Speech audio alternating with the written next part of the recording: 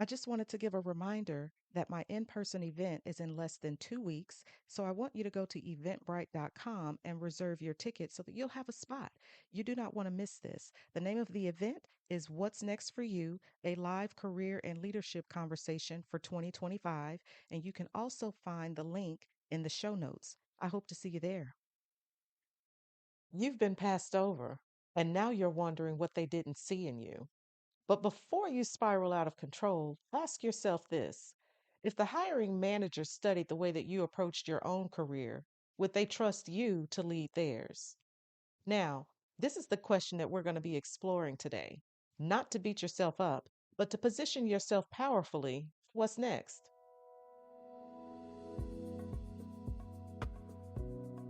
Welcome to Crossroads and Catalyst, the podcast with Shanita B. I am your host. This is where we discuss the thoughtful, wise, and strategic perspective at a crossroads can be the catalyst for change. Now, if you've ever felt overlooked, then this episode is for you. Because today I'm going to be sharing 5 impactful strategies that you can make when you've been passed over for a promotion.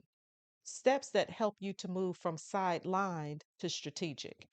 And if this resonates with you, take a minute to give me a follow as well as a review, because this will help other people to find the podcast.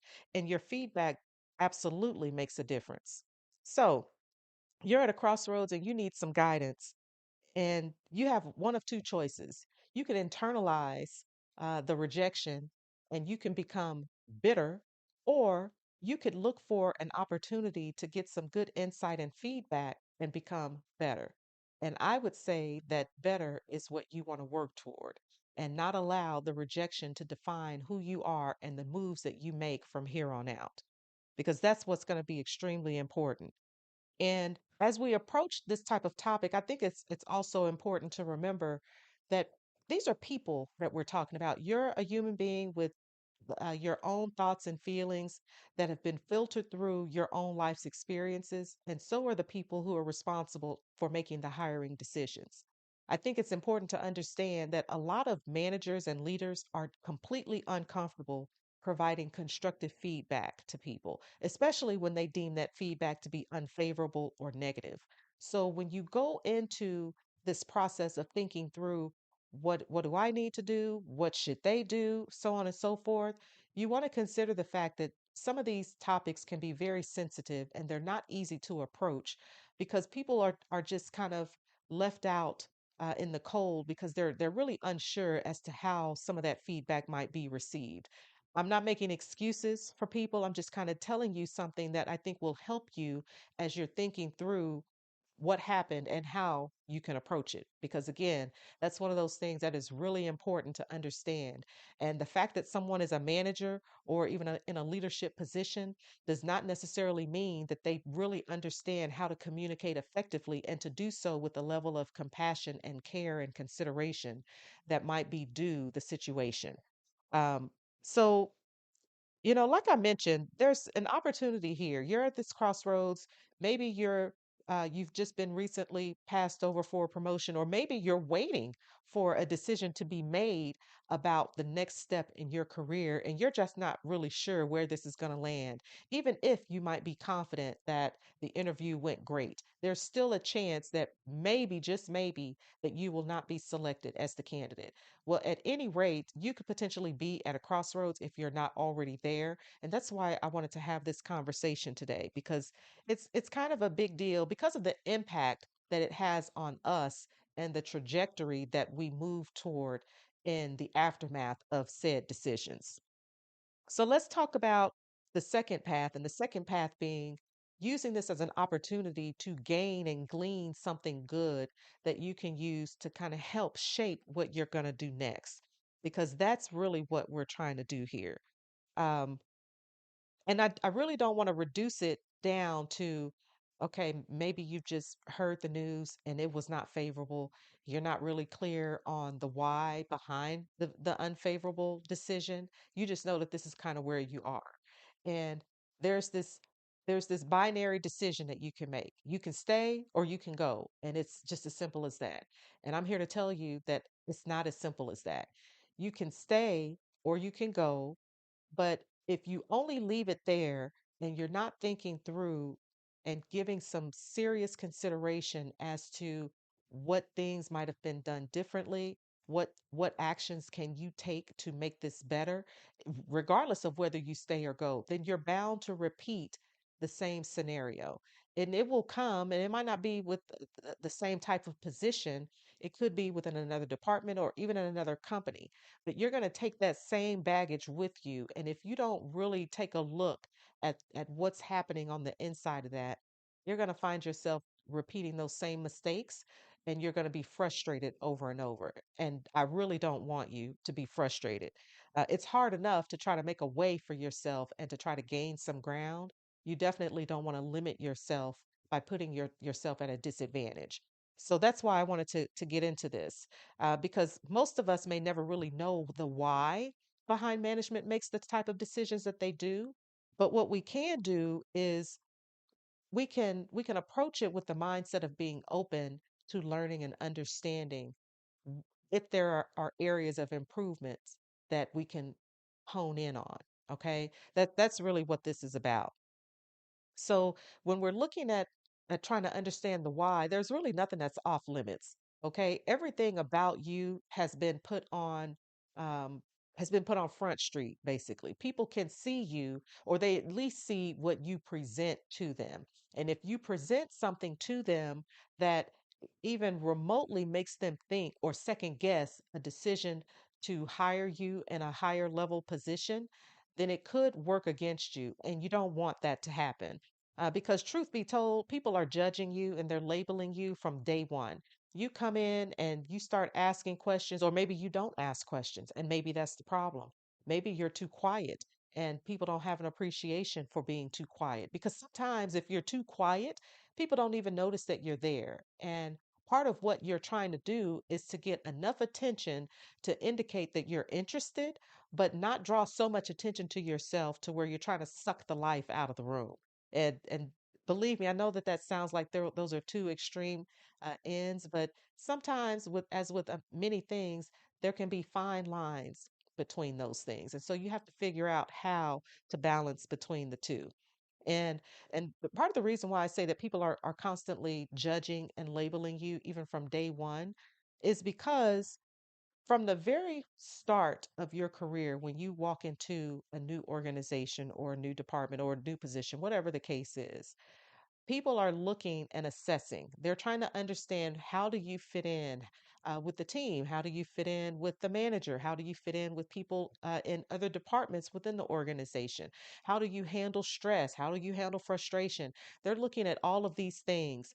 And if you do not have anything that you can show them that sets you apart from some of your other colleagues, then it's going to cause some issues for you in the long term, because you're going to vie for positions that might become available, but they're already going to be looking through their Rolodex, their mental Rolodex, as to how you will fit into these new positions, and so it may not work out well for you.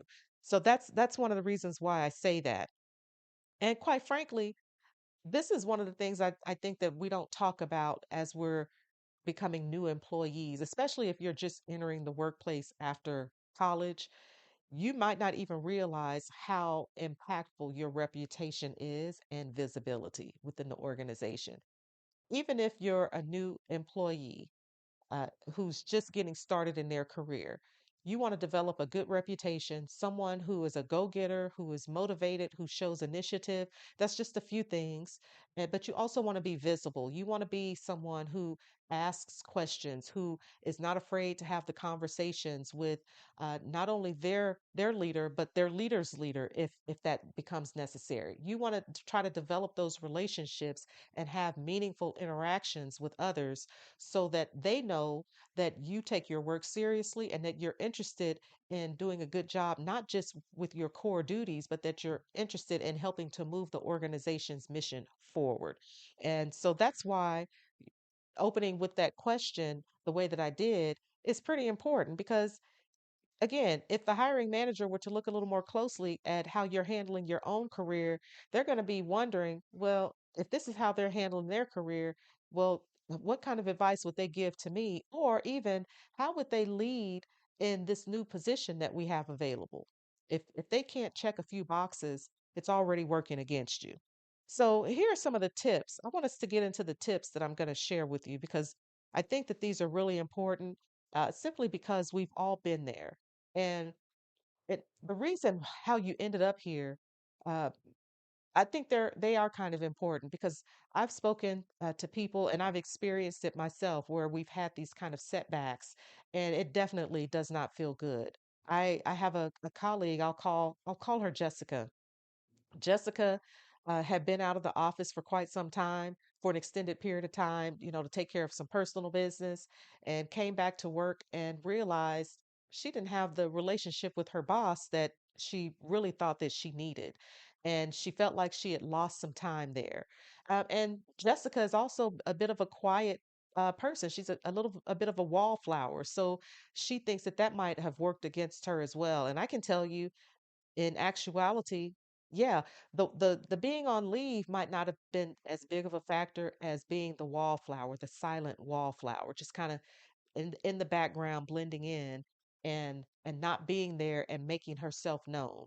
All of these things can work against you. And regardless of whether you were out of the office or you've been quiet or any other issues that have come up, issues or concerns, I guess, you find yourself here. Now you need to know, what is it that I can do to help me out going forward? Okay, well, here we go. Number one, okay, now in the aftermath of being passed over, it's okay to be disappointed. But what you want to do is you want to check those emotions at the door. You want to keep them in check. And by that, you do not want to wear them on your sleeve. You don't want to walk around with an attitude at work. You don't want to appear as if uh, you're upset and angry about being passed over, because not only will that impact your conversations with your leader, but it definitely will bleed over into your interactions with your colleagues and maybe even the person who's been hired to take on that position. You don't want to set that type of precedence, because if you already had a label that you think worked unfavorably against you, well, this is not going to make it any better. So my number one advice is to leave that at the door and work to gain control over your behavior, even in the midst of such disappointment. Number two, do a self audit. Now, this is always important, because part of this has to do with just being self aware. You have to understand who you are and recognize some of your areas of strength and your areas of weakness or improvement, right? So be completely and brutally honest with yourself about this. I cannot overstate this enough, because you don't want to make your next moves based on uh, faulty intel, and that being the one that you give to yourself. Because I can tell you, self deception is the worst deception. If you think that you know how to do some things and in actuality you don't, you have already set yourself 10 steps back, and it is going to be very difficult for you to recover from that if you're not completely honest with yourself. So, ask yourself questions like, what relationships need attention? Do I need to fill in some gaps? What is it that I could or could not have done, or am I doing? What is it that I am doing that could hinder me or that did hinder me from getting this job? Okay, so like I said, just be brutally honest with yourself. Uh, those are the best conversations that you can have, because now you can have some uh if once you have those true discovery moments, now you can have some true breakthroughs on how you take action to minimize those things going forward. Number three, initiate the conversation and be strategic. You want to talk to the hiring manager, especially if this is someone to whom you report and this position is within your department. You want to show some initiative and have that conversation and let them know, I am really interested in finding out what you think about our interview and some things that you think that I can work on to help me move forward, because this is what I would like to do. This is where I see myself in 12 months or 24 months. You want to be very clear and you want to show them that you are motivated to move forward. Now, this again might be uncomfortable because, again, it's not easy for people to provide feedback, especially if they think that that feedback will not be received well. So I think that if you show some initiative and you show that you are willing and open to having a conversation about it, it will help to clear the air and it will set the stage for moving forward, which is, again, what you want to do. Number four, you want to rebuild your visibility with intention. You want to let people know that even in the aftermath of not getting this job, that you are here to do your job and to do it well, not only with your current responsibilities, but in how you interact with projects that may come forward in the future, because you want people to know that, hey, I'm available to learn new things. I am here to work and to help move things in the direction where they need to go. So focus on that.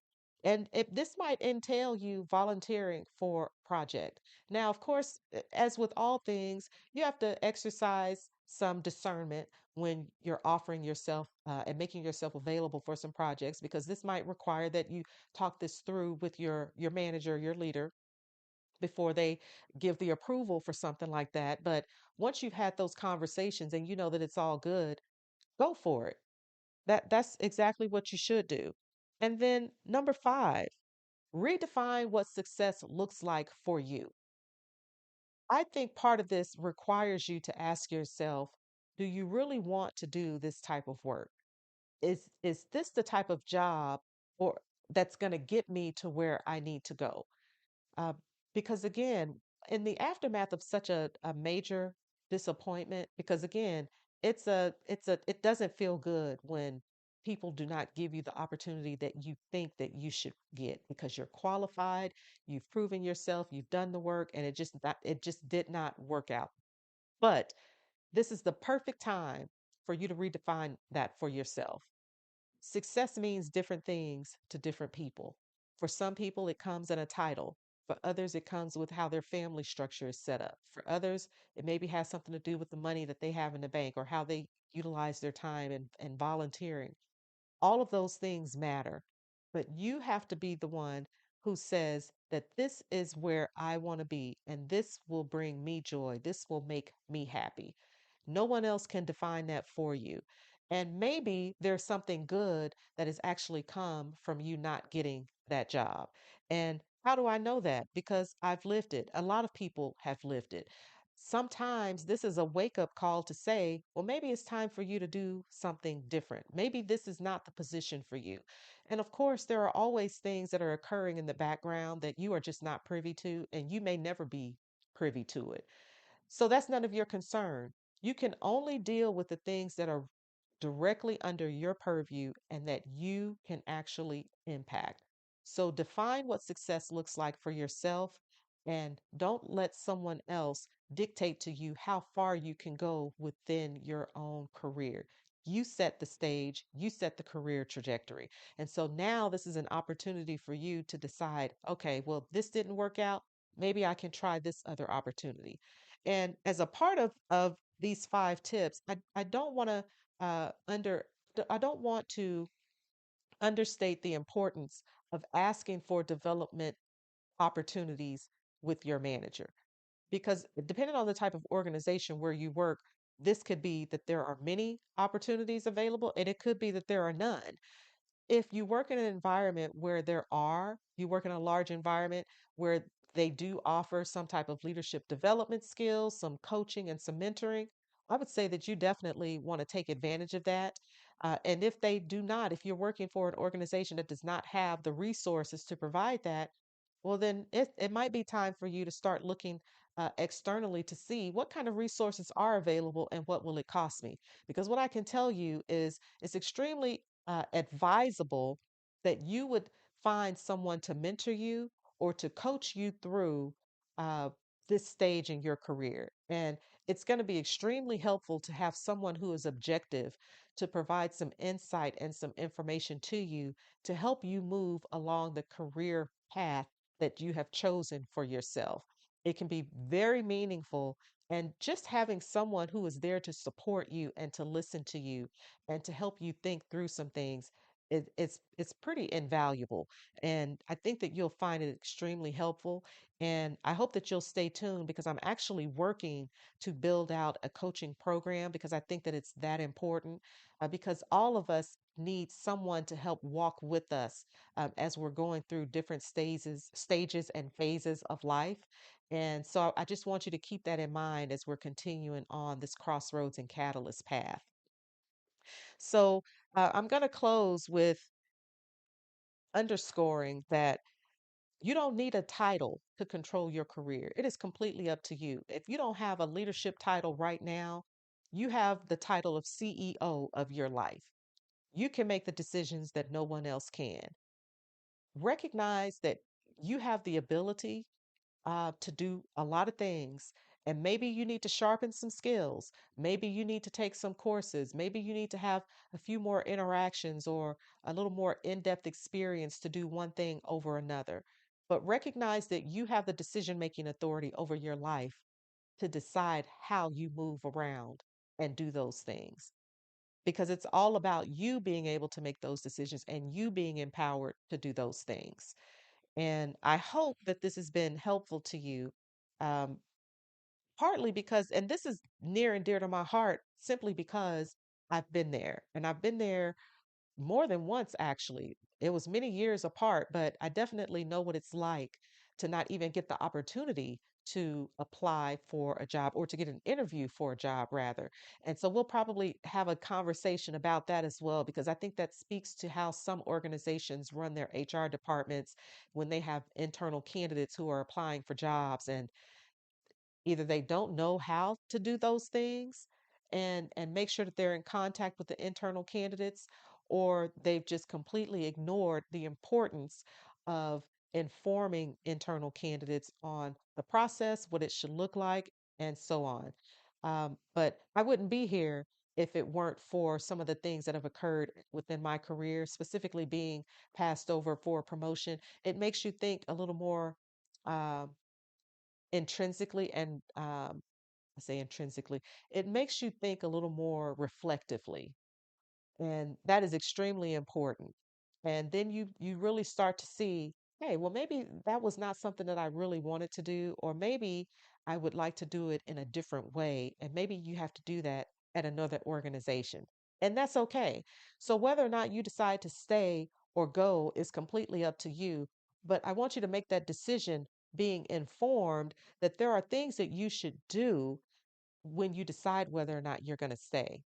Okay. And it's not going to just be, well, I'm going to leave and go somewhere else because you're still there. You're going to be in that other organization. And if you're doing things the same way at this next place that you're doing today, you're probably going to encounter the same situations. So take your power and make good decisions.